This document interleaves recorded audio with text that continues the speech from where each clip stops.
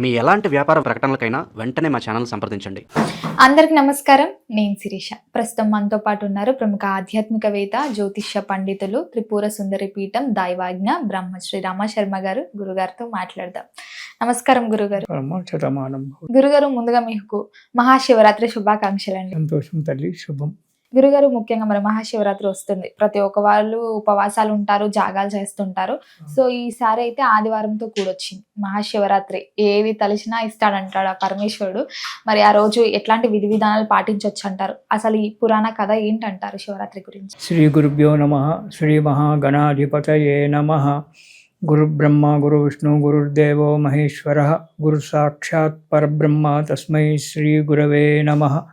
హరితస గోత్రోత్పన్నం హరిభక్తిపరాయణం శంకర గురువరేంద్ర చరణం శరణం ప్రపద్యే. శ్రీ మహద్భ్యో గురుభ్యో నమః. సదాశివసమారంభాం వ్యాసశంకర మధ్యమాం అస్మదాచార్య పర్యంతాం వందే గురుపరంపరాం. అరుణాం కరుణాతరంగితాక్షీం ధృతపాశాంకుశపుష్పబాణచాపాం అనిమాధురయూరుతాం అయూకైః అహమిత్యేవ విభావయేద్భవానీం. ఓం శ్రీమాత్రే నమః. శాంతం పద్మాసనస్థం శశిధరమకుటం పంచవక్త్రం త్రినేత్రం శూలం వజ్రం చ ఖడ్గం పరశుమభయుధం దక్షభాగేర్వహంతం నాగం పాశం చ ఘంటాం ప్రళయుతవహం సాంకుశం వామభాగే నానాలంకారయుక్తాం స్ఫటికమణినిభాం పార్వతీశం నమామి. ఓం శివాయ గురవే నమః. శివరాత్రి ఏడాదికో శివరాత్రి అంటారు, కానీ ప్రతి నెల కూడా ఒక శివరాత్రి వస్తుంది. ప్రతి నెల సంక్రమణం ఎలా వస్తుందో సూర్యునికి, అదేవిధంగా ప్రతి మాసం కూడా అమావాస్య కంటే ఒకరోజు ముందు మనకు దాన్ని మాస శివరాత్రి అంటారు. మనకు 12 శివరాత్రులు ఉన్నాయి. 12 శివరాత్రులలో కూడా ఈ మాఘబహుళ చతుర్దశి నాడు వచ్చేటువంటి ఒక శివరాత్రి చాలా ముఖ్యమైనటువంటిది. అందుకే దీన్ని మహాశివరాత్రి అంటారు. ఎందుకు మాఘబహుళ చతుర్దశి నాడే శివరాత్రి అంటే, ఆ రోజే మాఘమాసంలో బహుళమందు అమావాస్య రేపనంగా చతుర్దశి నాడు పరమేశ్వరుడు ఆవిర్భవించిండు. అందుగురించి ఆయన జన్మతిథి కాబట్టి దానికి ఎక్కువ ప్రాధాన్యం. తక్కినన్ని ప్రతి చతుర్దశి నాడు మనం మాస శివరాత్రిగా మనం చేసుకుంటూ ఉంటాం. ఈ శివునికి ఎందుకు ఇంత ప్రాధాన్యం? శివుడు అంటే అర్థం ఏంటి? శుభములను ఇచ్చేటువంటి వాడు, మంగళములను ఇచ్చేటువంటి వాడు. ఈయనకు ఎన్నో నామాలు, కోకొల్లలు. శంకరుడు అంటారు. పాపాలను శంకరో ఇది పాపాలను పొడగొట్టేటువంటి వానికి శంకరుడు అనేటువంటి పేరు. ఇట్లా మనకు రకరకాలుగా అతని యొక్క ఉన్నాయి. శివుడు ఆదిపురుషుడు. ప్రకృతి ఏది కూడా లేనప్పుడు శివుడు ఒక్కడే ఉన్నాడు. ఆయనెంబడి అతనికి సహచారినిగా ప్రకృతిదేవి పార్వతిగా వచ్చింది. అందుకే వాళ్ళు ఆది దంపతులు అన్నారు. అయితే దీని చరిత్రలో కల్పం మారినప్పుడల్లా పురాణాలలో చరిత్రలలో మార్పులు వస్తూ ఉన్నాయి. ఆ మార్పులన్నీ కూడా ఒక్కొక్క పురాణంలో, లింగ పురాణంలో ఒక రకంగా, శివపురాణంలో ఒక రకంగా, వాయు పురాణంలో ఒక రకంగా, ఇట్లా రకరకాలుగా వాళ్ళ యొక్క శివుని యొక్క ఆవిర్భావం రాసుకుంటూ వచ్చాడు. దేవి పురాణంలో ఒక రకంగా. దేవి పురాణంలో ఏం చెప్తారంటే, ప్రకృతి నుంచే, అంటే ప్రకృతి రాజరాజేశ్వరి దేవి, ఆ ప్రకృతి దేవి నుంచే శివుడు, బ్రహ్మ, విష్ణువు జన్మించాడని చెప్తాడు. అందులో ఆమె యొక్క అంశ వల్ల జన్మించారు అని చెప్తాడు. కానీ శివపురాణములో, లింగ పురాణములో చెప్పినటువంటి ఒక చరిత్ర మనకు ముఖ్యమైనటువంటిది, శివుని సంబంధించి. వాయుపురాణంలో ఈ శివపురాణం ప్రకారంగా చెప్పేటువంటి ఒక లింగోద్భవ కాలము మాఘమాసంలో చతుర్దశి నాడు అర్ధరాత్రి 11 నుంచి 12, 12:30 మధ్యన జన్మించినటువంటి వాడు శివుడు. ఈ శివుడు ఆదిపురుషుడు కాబట్టి అతనికి జన్మ, మృత్యు, జరాలు ఏం లేవు. జన్మము లేదు, ముసలితనము లేదు, మరణము లేదు. అన్నిటికీ వాడు ఒక్కడే ముఖ్యమైనటువంటి వాడు. ఆయనకు తగినటువంటిది ఆ దుర్గాదేవి. పార్వతి తర్వాత వచ్చింది, ముందు దుర్గాదేవి. ఆ తర్వాత దాక్షాయిని వచ్చింది, ఆ తర్వాత సతీదేవి వచ్చింది, ఆ తర్వాత దాక్షాయిని, ఆ తర్వాత పార్వతి, ఇట్లా రకరకాల కామేశ్వరి.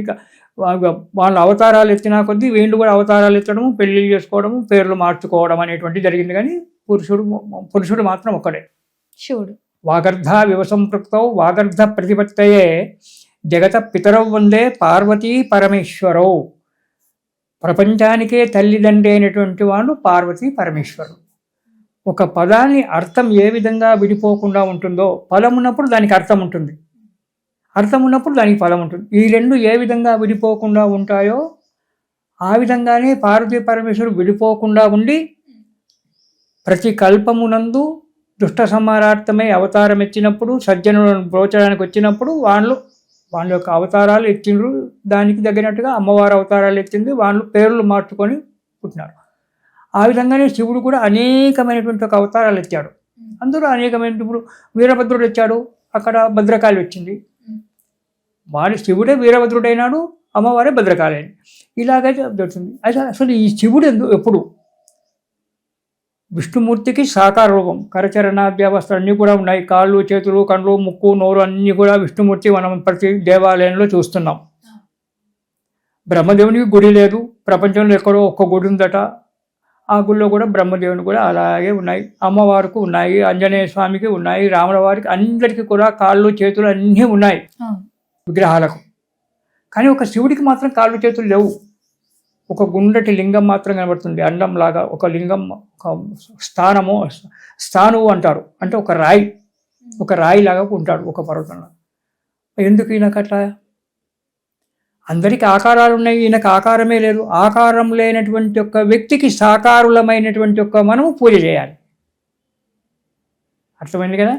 ఆకారం లేనటువంటి ఒక లింగానికి ఆకారం ఉన్నటువంటి ఒక మానవులు కానీ దేవతలు కానీ, ఆకారం ఉన్నటువంటి ఒక ఆకారం లేనటువంటి ఒక లింగానికి ఆకారం ఉన్నటువంటి వాళ్ళు పూజ చేస్తే నిరాకారమై నిర్మోహనమైపోతాం. ఇది అసలు రహస్యం.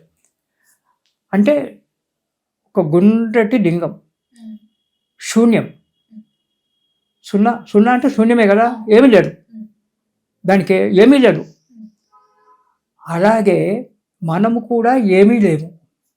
అలాంటి చేసినప్పుడు మనలో కూడా ఉన్నటువంటి ఒక అహంకార, మమకారాలు, కామక్రోధాలు అన్నీ కూడా చనిపోయి శివైక్యత్యం చెంది కైలాసమో, వైకుంఠమో, స్వర్గమో ఎక్కడికో మనం చేరుకుంటాం. అలా ఏమీ లేదు, నేను అనేటువంటిది అహంకారం అనేటువంటిది లేనటువంటి దానికి మనం పూజ చేసి మనం కూడా అలాగే భావించుకోవాలి. ప్రపంచమే ఒక అండం, ఒక గుండ్రటి వస్తువు. నువ్వు చూడు, బయట ఎక్కడనేది ఒక అడవి ప్రాంతంలో చూడు, చుట్టూ ఎక్కడ చూసినా ఆకాశం భూమి కానుకున్నట్టుగానే ఉంటుంది గుండ్రగా. నువ్వు ఎంత దూరమన్నా ప్రయాణం చేయి, అమెరికావో, ఆఫ్రికావో, ఇంకెక్కడికన్నా వెళ్ళు, భూమి ఎప్పుడు భూమి ఆకాశం ఎప్పుడు భూమి అది ఒక గుండ్రగా కనపడుతుంది మనకు. ఇదే లింగం, ఇదే తత్వం. అంటే అందులోనే ఆ శివుని యొక్క దాంట్లోనే, లింగంలోనే ఈ ప్రపంచమంతా కూడా ఇమిడిపోయి ఉన్నది. మరి అలా ఉన్నప్పుడు మరి దేవుడికి ఏమీ లేనటువంటి ఆకారానికి పూజ ఎందుకు చేయాలి? అంటే సాకార పూజ ముందు, నిరాకార పూజ తర్వాత. నీకు ఒకేసారి కళ్ళు మూసుకొని లింగాన్ని శివుణ్ణి ఊహించుకోమంటే ఊహించుకోలేవు. ముందు సాకార పూజ ఎదురుగుండా పెట్టుకొని ఆ ఆకారాన్ని చూసుకుంటూ దాన్ని మనలో ఇమిడించుకున్న తర్వాత నిరాకార పూజ, ఆటోమేటిక్గా నిరాకార పూజ వచ్చేస్తుంది. మనకు ఎదురుగా దేవుడి ఫోటో అవసరం లేదు, లింగం అవసరం లేదు. కళ్ళు మూసుకున్నాము కూర్చున్నామంటే ఆ లింగం ఎదురుగుండా మనకు కనబడుతూ ఉంటుంది. మరి నిరాకారుడా శివుడు అంటే శివుడు నిరాకారుడు కాదు, ఆకారం ఉంది. మరి ఆకారం లేని భార్య ఎందుకు? భార్య ఉంది.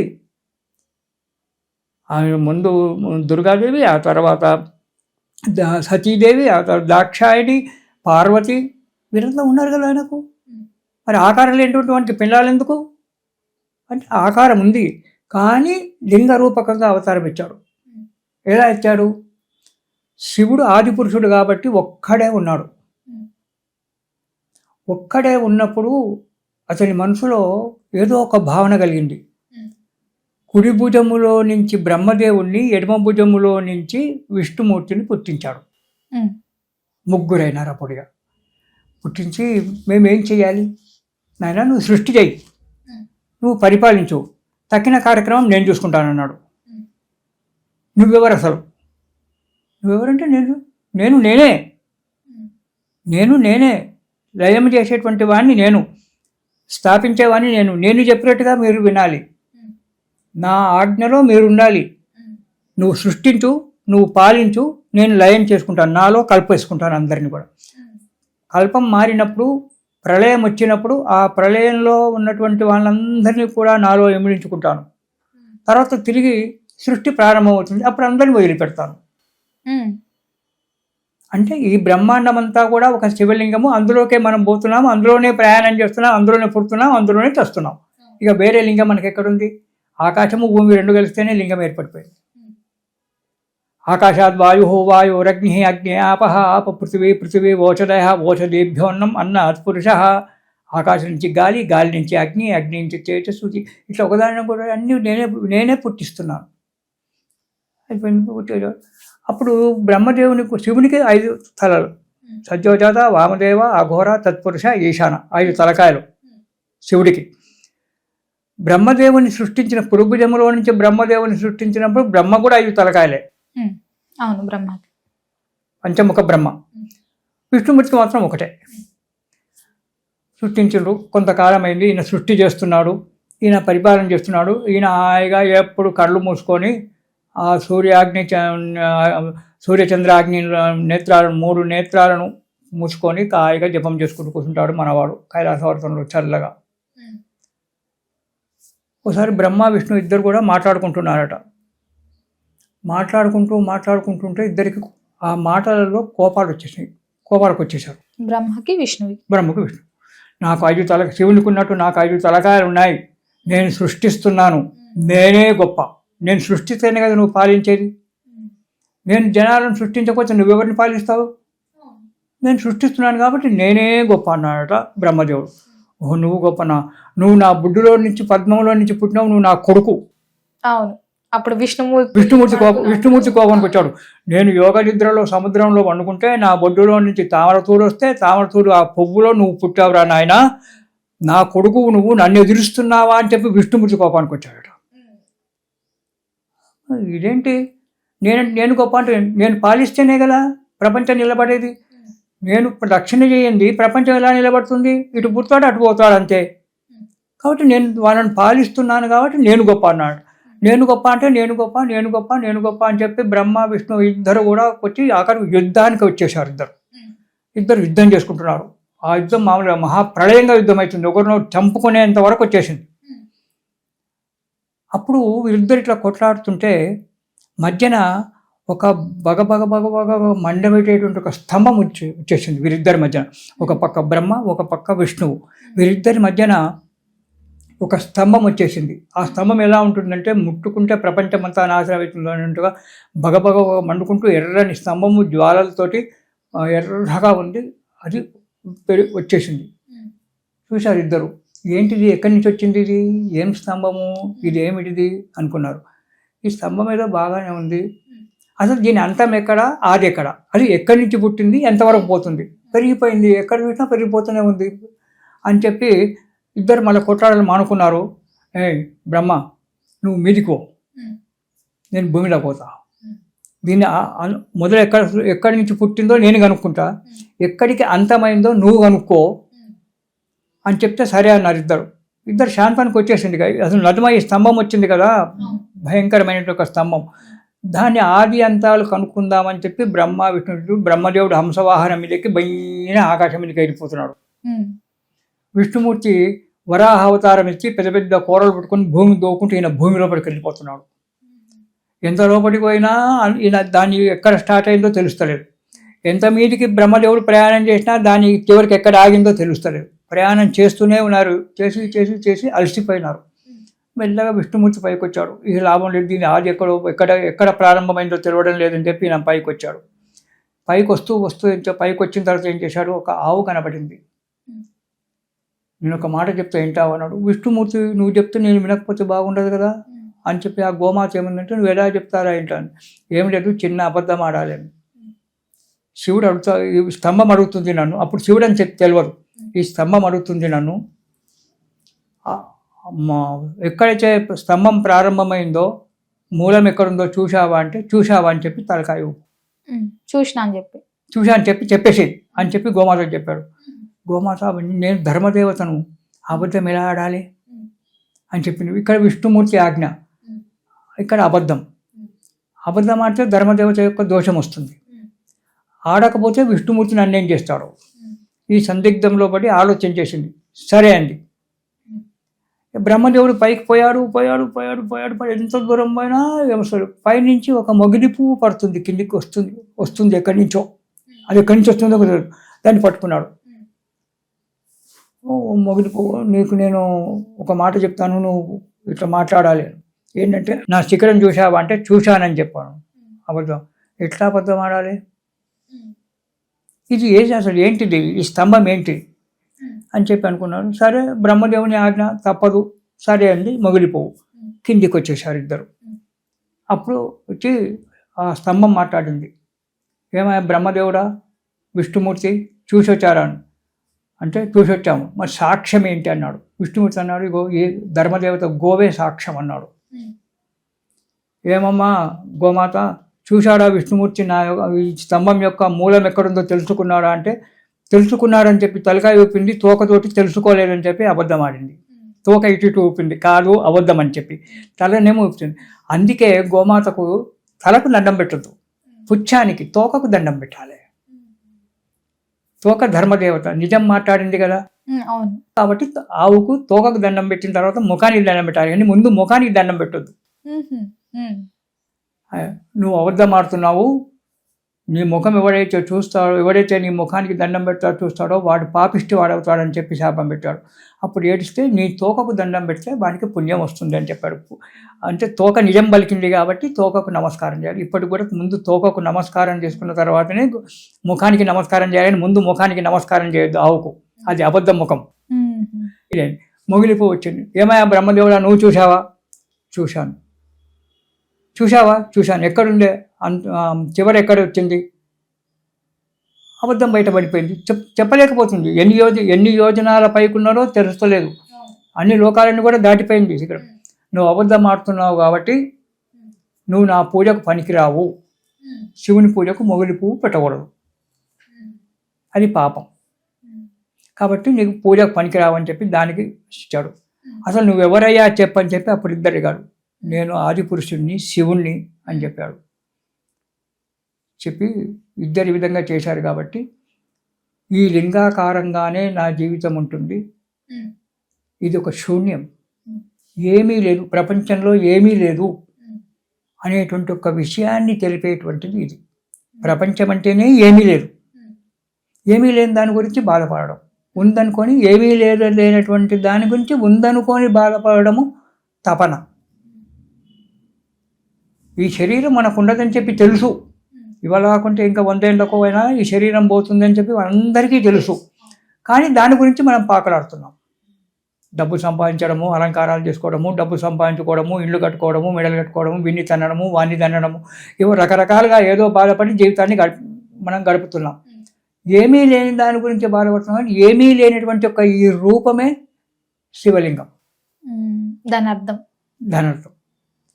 కాబట్టి ఏమీ లేదు అని ఈ లింగానికే అప్పుడు అన్నారు బ్రహ్మ విష్ణు, స్వామి ఈ రూపం చాలా బాగుంది, మీరు సాకారంగా కాకుండా నిరాకారంగా లింగరూపకంగానే ఉండండి అని చెప్పి విష్ణుమూర్తి బ్రహ్మదేవుడు కోరుకున్నారు. కోరుకున్న తర్వాత సరే అని చెప్పి అప్పుడు ఆ లింగం చిన్నగా అయింది. అది ఇది. అయితే దీంట్లో ఇంకొక విశేషము మనకు ఏం చెప్తారంటే, మన ఆనంద రామాయణంలో పార్వతీదేవి పరమేశ్వరుడికి చెప్పేటప్పుడు లింగరూపం ఎలా వచ్చింది, ఈ జ్యోతిర్లింగాలు ఎలా వచ్చాయని చెప్పే విషయంలో జ్యోతిర్లింగాల చరిత్ర వేరే ఉంది. ఆనంద రామాయణంలో పార్వతీదేవికి పరమేశ్వరుడు రామకథను చెప్పేటప్పుడు అక్కడ చెప్తాడు, బ్రహ్మదేవునికి ఖడ్గం ఇచ్చి దీన్ని 12 ముక్కలు చేయరా అని చెప్పాడట లింగాన్ని. బ్రహ్మదేవుడు 12 ముక్కలు చేసేసాడు ఆ స్తంభాన్ని. 12 ముక్కలు చేస్తే 12 దిక్కుల 12 ముక్కలు పడి అవి జ్యోతిర్లింగాలైనాయని చెప్పి మనకు ఆనంద రామాయణంలో పార్వతీదేవికి పరమేశ్వరుడు చెప్పినటువంటి ఒక రామాయణంలో ఉంది. అది ఇంకో దాంట్లోనేమో ఒక్కొక్క భక్తుడు కోరినప్పుడు ఒక్కొక్క దగ్గర అతను జ్యోతిర్లింగాలుగా వెలిచాడని చెప్పి ఒకటి ఉంది. ఈ లింగ రూపం, ఈ లింగ రూపానికి మనము ఇది ఎన్నడూ జరిగింది? మాఘ బహుళ చతుర్దశి నాడు అర్ధరాత్రి ఈ లింగం ఉద్భవించింది. అందుగురించే అది మహాశివరాత్రి అనేటువంటి ఒక పేరు వచ్చింది. అంటే వీళ్ళు బ్రహ్మదేవునికి విష్ణుమూర్తికి మధ్యన ఎప్పుడైతే లింగం ఏర్పడిందో, స్తంభం ఏర్పడిందో, అది మాఘ బహుళ చతుర్దశి నాడు అర్ధరాత్రి. అందుకే దానికి ఈ శివరాత్రికి అంత ప్రాధాన్యం. నిరాకారుడైనటువంటి వారికి సాకారమైనటువంటి వాళ్ళు మనము పూజ చేస్తూ ఉండాలి. ఈ పూజ అప్పుడు భగవంతుడు ఏమన్నాడు, మీరు నాకు ఏమీ పెట్టవలసిన అవసరం లేదు, భక్తి ఒక్కటి చాలు. భక్తితో చెంచడు నీళ్లు పోసి, ఒక ఉద్ధరిని నీళ్లు పోసి 2 బిల్వదళాలు పెడితే నేను సంతోషిస్తాను ఆయన. అభిషేక ప్రియ శివ, నాకు అంతే అవసరం లేదు. నాకు కంఠాభరణాలు, పట్టు పీతాంబరాలు, కంఠాభరణాలు, రకరకాల పదార్థాలు, నైవేద్యం, నాకు అవన్నీ ఆయనకు, విష్ణుమూర్తి అలంకార ప్రియుడు, ఆయన అలంకార ప్రియుడు కదా, అవన్నీ ఆయనకు. కానీ నాకేం అవసరం లేదు. చెంచడు నీళ్లు పోసి 2 బిల్వదళాలు పెట్టి ఎదురుకుండా పండో పழమో బెల్లమో అటుకులో ఏవో పెట్టి నైవేద్యం పెడితే నేను సంతోషపడతానని చెప్పి చెప్పాడు. అందుకే భోలా శంకరుడు కోరిన వానికి కోరినటువంటి ఒక వరాలు ఇచ్చేటువంటి వాడు. అయితే ఈ లింగం ఎక్కడ పుట్టింది ఇంత చెప్పుకున్నాం మనం. అసలు మొదటి లింగం ఎక్కడ పుట్టింది? అరుణాచలంలో. మన తమిళనాడు, భారతదేశంలో అరుణాచలంలో మొట్టమొదటి అరుణం అంటే ఎరుపు రంగు. ఆ ఎరుపు రంగులో అరుణాచలంలో మొట్టమొదటి లింగం అని చెప్పి మన పెద్దలు చెప్తున్నారు, గ్రంథాలలో రాసింది. అరుణాచలంలో అగ్నిలింగం. ఇట్లా పంచభూత లింగాలు ఉన్నాయి. అరుణాచలంలో అగ్నిలింగము, శ్రీశైలంలో వాయులింగము, చిదంబరంలో ఆకాశలింగము, తమిళనాడులోనే జలలింగము. ఇలా 5 మనకు 5 దిక్కులు 5 లింగాలు ఏర్పడ్డాయి. అవి పంచభూత లింగాలు అంటారు. ఇవి అయితే మొట్టమొదటి లింగం ఎక్కడ ఉద్భవించిందో, స్తంభం ఉద్భవించిందో అదే అరుణాచలం. అరుణాచలంలో ఉండబడేటువంటి ఒక లింగం అయితే అది ప్రాధాన్యమైనటువంటి మొట్టమొదటి లింగం అని చెప్పి మన పెద్దలు మహానుభావులు చెప్తున్నారు, గ్రంథాలలో కూడా రాసింది. అలా ఆ లింగానికి పరమేశ్వరుడు ఆ విధంగా లింగరూపకంగా మాఘబహుళ చతుర్దశి అర్ధరాత్రి నాడు 11 గంటల నుంచి 12:30 లోపల ఉద్భవించాడు. ఆ లింగానికి దానికే మహాశివరాత్రి, శివుని యొక్క రాత్రిపూట జన్మించాడు కాబట్టి శివుని యొక్క రాత్రి శివరాత్రి. శివుడు అంటే శుభాలను కలగజేసేటువంటి వాడు, మంచి శుభాలను ఇస్తుంటాడు అతన్ని కోరుకుంటే. భోళాశంకరుడు కాబట్టి నువ్వు ఏది కోరుకున్నా నీకు ఇచ్చేస్తుంటాడు. కాకపోతే ఏంటంటే మనలో భక్తి ఉండాలి. ఆ భక్తితో పరమేశ్వరుణ్ణి కనుక మనం వేడుకున్నట్టయితే మనకు ఏదైనా, ఇప్పుడు నైవేద్యం ఏం పెట్టి, మన విష్ణుమూర్తికి అయితేనేమో పులిహోర, దద్దోజనము, చక్కెర పొంగలి, ఆది పొంగలి, ఈ పొంగలి అన్నీ రకరకాలు పెట్టమని చెప్పి ఆయన కోరుకుంటున్నాడు.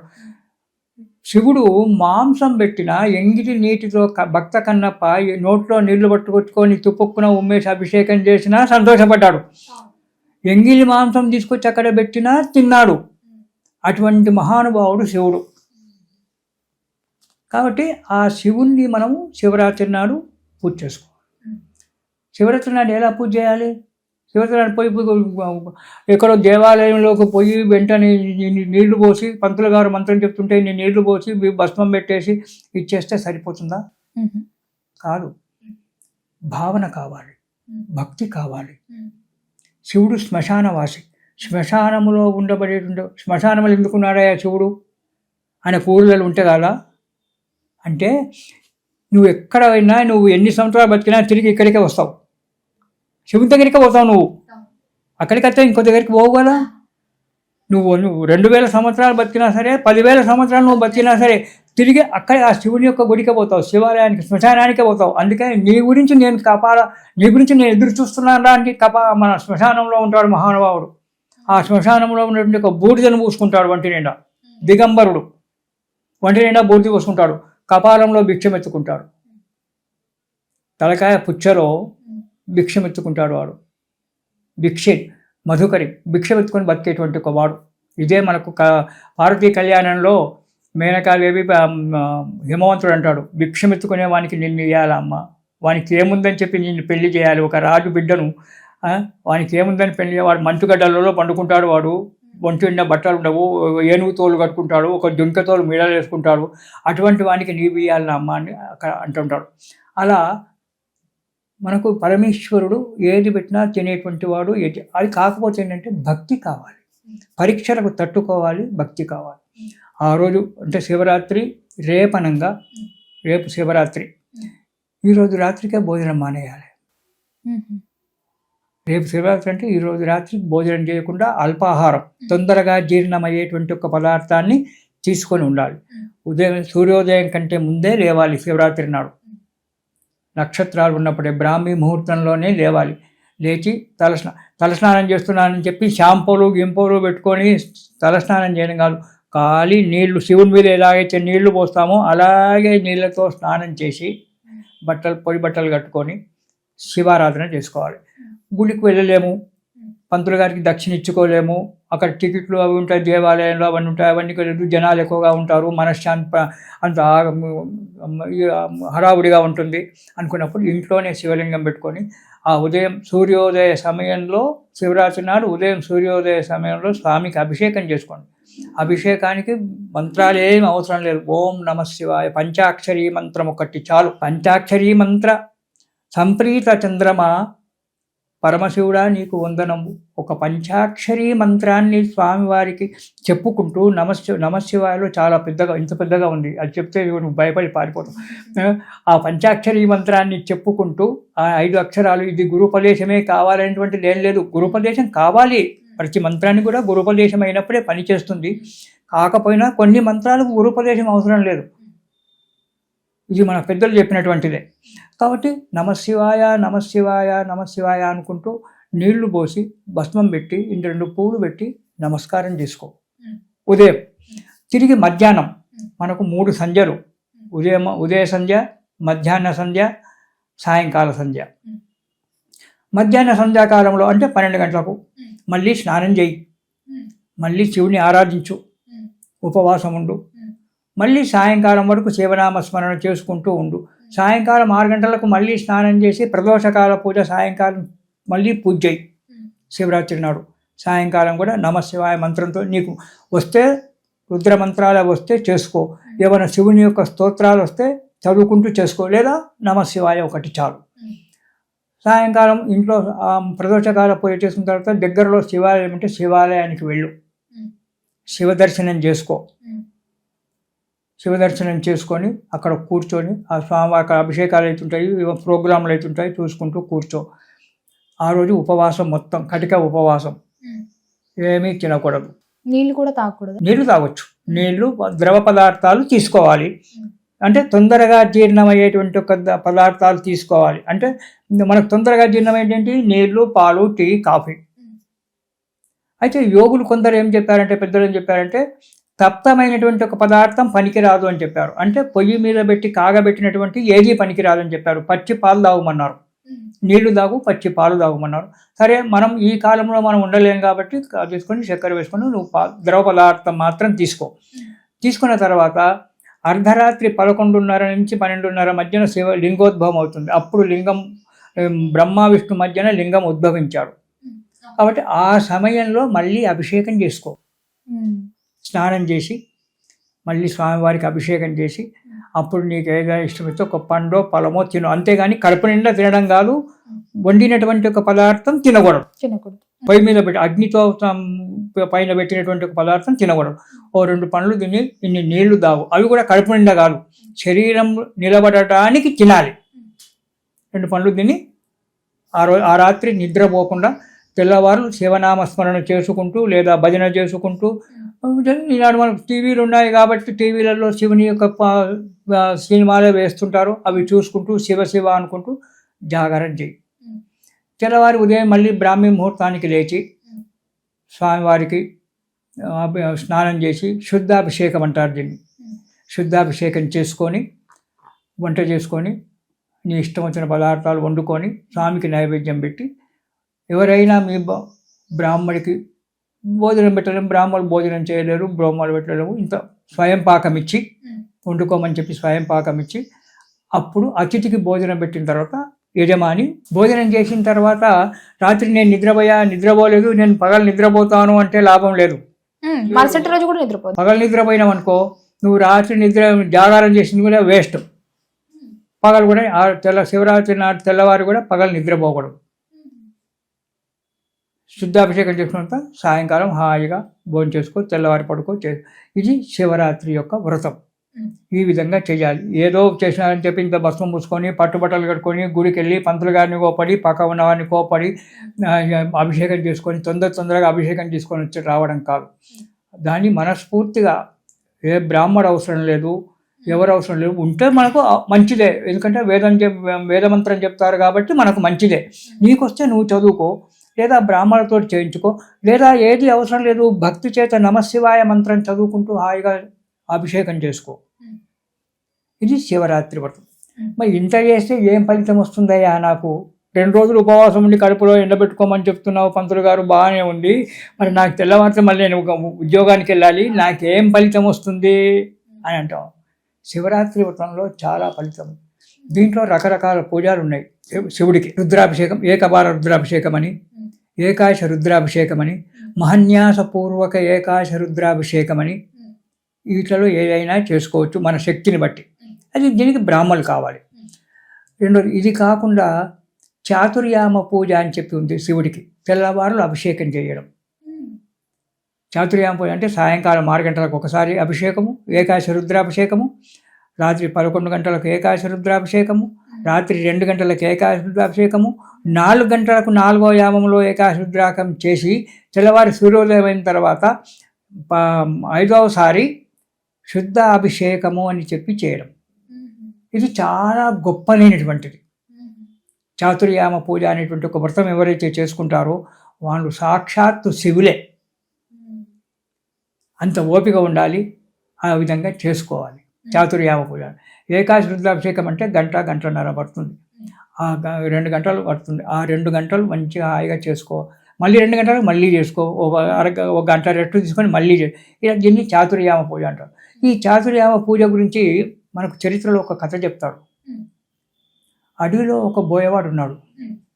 అంటే వాడు ప్రతిరోజు అడవి జంతువులను వేటాడి మాంసం తీసుకొస్తేనే వాడి కుటుంబం భోజనం. ఈ బోయవాడు ప్రతిరోజు తిరుగుతున్నాడు, మాంసం తీసుకొస్తున్నాడు, బిడ్డలను పోషించుకుంటున్నాడు. వాడికి ఆ శివరాత్రి తెలియదు, నా సంక్రాంతి తెలియదు, వాడికి ఏది తెలియదు. ఆనాడు కూడా పొద్దున్నే బయలుదేరాడు. తిరిగాడు. ఎక్కడ ఒక జంతువు దొరకడం లేదు. ఇంట్లో 3 పిల్లలు, భార్య ఉంది. వాళ్ళకి ఆహారం లేదు. వీడికి మాంసం తీసుకపోతేనే కానీ వాళ్ళు భోంచేయరు. తిరిగి సాయంకాలం వరకు కలిసిపోయాడు. ఎక్కడ ఒక జంతువు కనబడడం లేదు, ఒక పక్షి కూడా కనబడడం లేదు ఆ వ్యాధునికి. సాయంకాలం అయింది.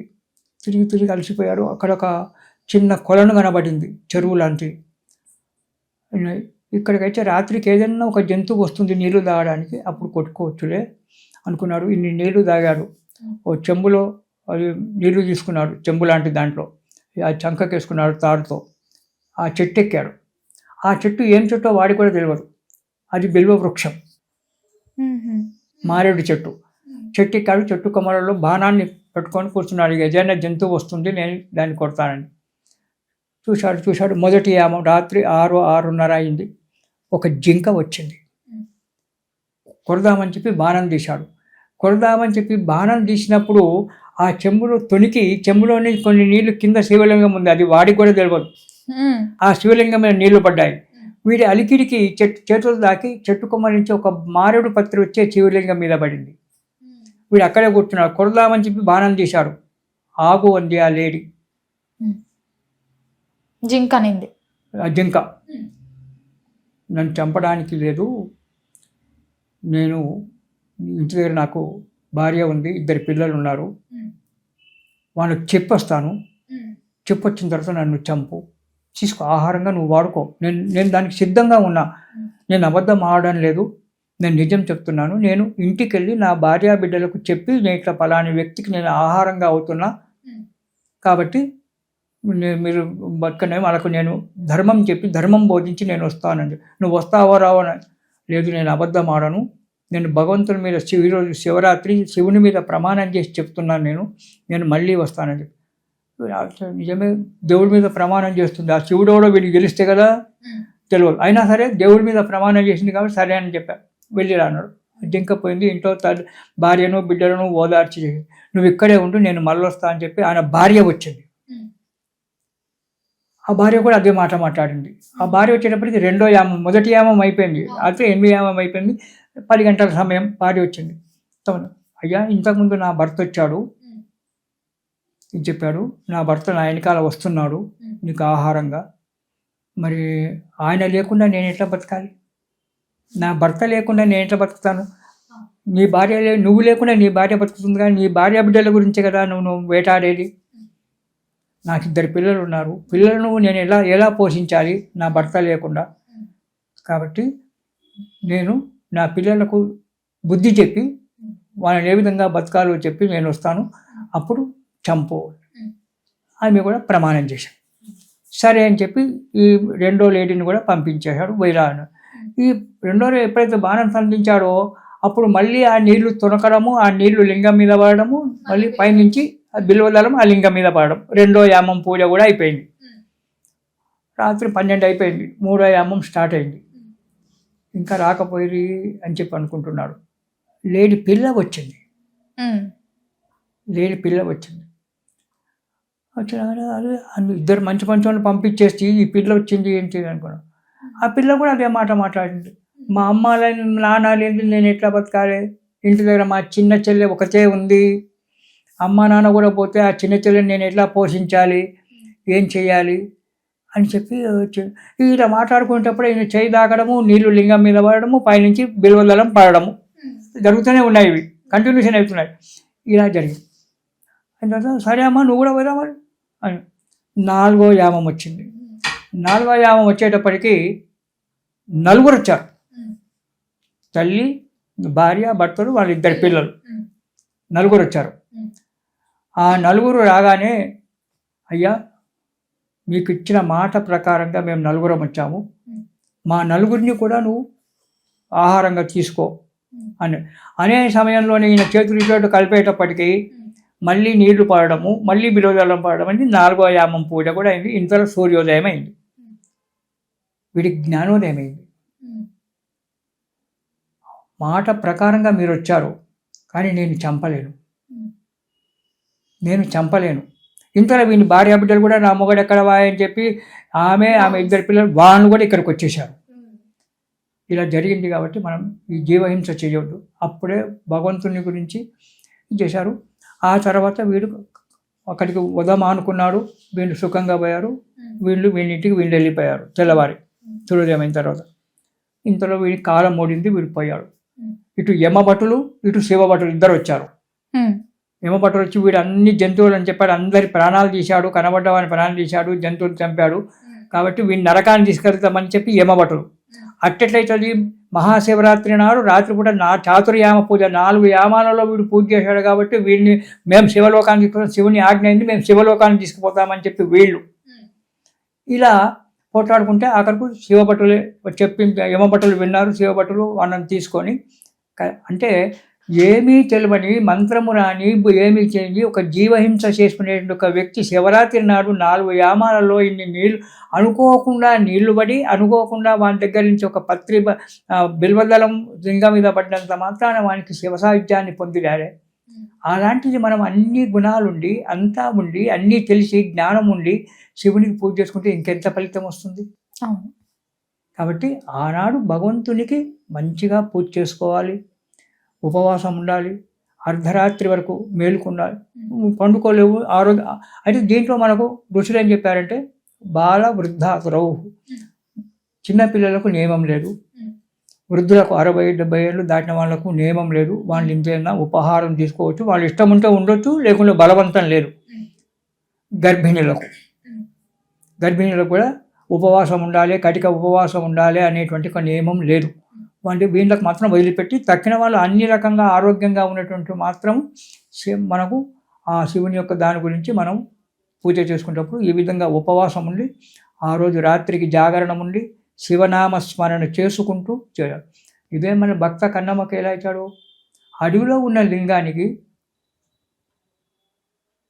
వచ్చి, భక్త కన్నమ్మ కూడా ఒక వ్యాధుడే కదా, జంతువులను చంపి బతికేటువంటి వాడే. అలా పోతుంటే లింగం కనబడింది.